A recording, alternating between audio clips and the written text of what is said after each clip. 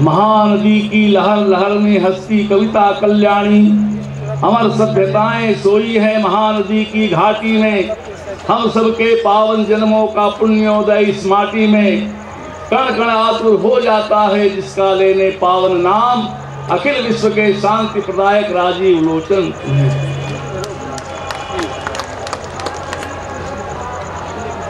आज के इस भव्य समारोह के मुख्य अतिथि हमारे छत्तीसगढ़ विधानसभा के अध्यक्ष, सभी आदरणीय मंत्रीगण, विधायकगण, सांसद, सभी हमारे संत महात्मागण, भगवान शंकराचार्य जयेंद्र सरस्वती जी इस वर्ष अर्ध कुंभ महापर्व में पधारे हैं। इससे और भी इस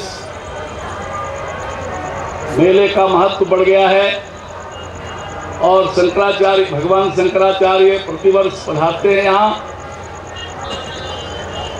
ये त्रिवेणी संगम है, ज्ञान भक्ति वैराग्य तीनों का संगम है और इसको प्रयाग भी कहते हैं। प्रकृष्टायागः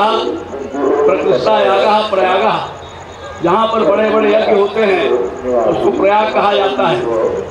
ये प्रयाग है और भी अनेक प्रयाग है, रुद्र प्रयाग, कर्ण प्रयाग, स्वर्ण प्रयाग, इस तरह से राजी में एक प्रयाग है। और यहाँ पर जो सब लोग उपस्थित होते हैं, छत्तीसगढ़ और पूरे देश के लोग, विदेश से भी आते हैं। इससे पूरे देश की एकता का, भारतीयता का दर्शन हमको इस कुंभ में प्राप्त होता है।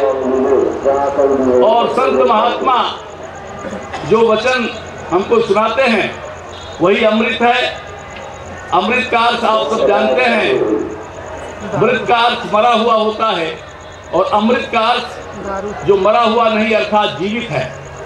इस प्रकार से जीवन ही अमृत है और उस जीवन का सार बताने वाले हमारे संत महात्मा अध्यात्म ज्ञान हमें देते हैं।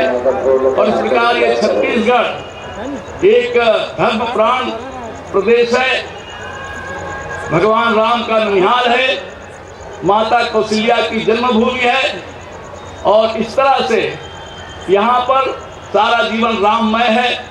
भगवान राजीव लोचन भी राम के ही रूप हैं और यहाँ पर राम के रूप अनेक नामों से हमारे छत्तीसगढ़ में विद्यमान है। और भगवान राम ने वनवास का बहुत समय, करीब 10 वर्ष छत्तीसगढ़ में बिताया।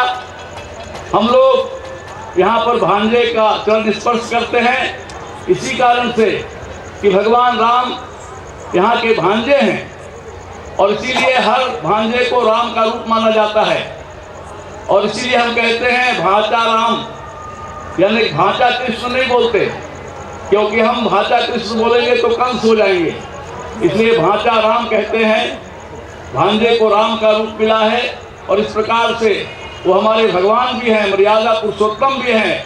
उन्होंने सारे संसार में भारत का नाम रोशन किया है और भारत आज जिस रूप में कायम है उसमें भगवान राम, भगवान कृष्ण और हमारे भक्त संत महात्माओं का प्रताप है। ऐसे तो आदमी को नियंत्रित नहीं कर पाता और बहुत सी समस्याएं सामने हैं। इसके बाद भी संत महात्मा और धार्मिक कार्यक्रम हमें अनुशासित रखते हैं और समाज को अनुशासित रखते हैं। अपने वचनों के द्वारा केवल शासन या सरकार ही समाज को नियंत्रित नहीं रख सकते। संत महात्मा और अध्यात्म के जो शक्तिमान लोग हैं वो भी इस देश की जनता को और सारे संसार की जनता को अनुशासित रखने का काम करते हैं। और यही अनुशासन भगवान राजीव लोचन की देन है, भगवान श्री मर्यादा पुरुषोत्तम राम की देन है और राम की मर्यादा से ही दुनिया कायम है। जिस दिन मर्यादा को हम भूलेंगे उस दिन उसका परिणाम हमें भुगतना पड़ेगा। धन्यवाद। जय हिंद, जय छत्तीसगढ़।